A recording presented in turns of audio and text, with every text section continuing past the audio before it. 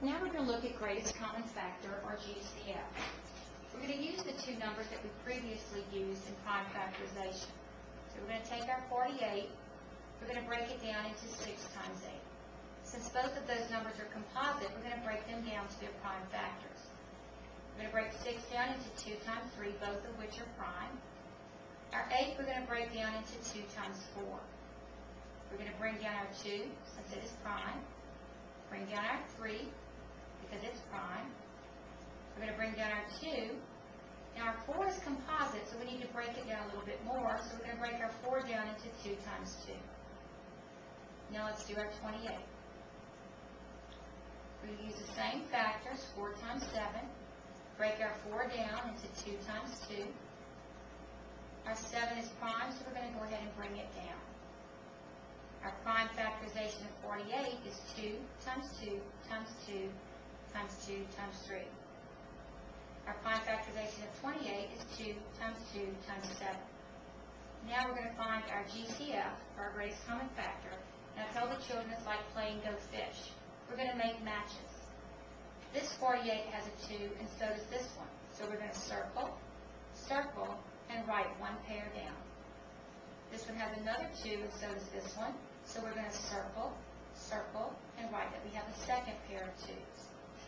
Now this one has a 2, but this one doesn't, so we're going to scratch through it and throw it out.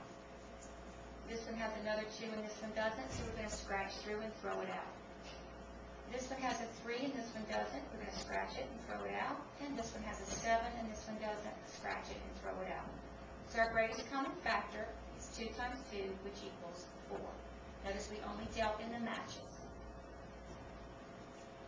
Now let's look at least common multiple, or LCM. We're going to take our same two numbers.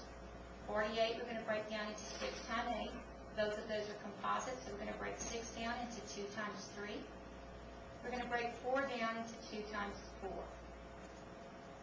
Bring the 2 down because it's prime. Bring the 3 down because it's prime. Bring the 2 down because it's prime. The 4 is composite, so we're going to have to break it down into 2 times 2. Now those are the prime factors that equal 48. Let's take 28.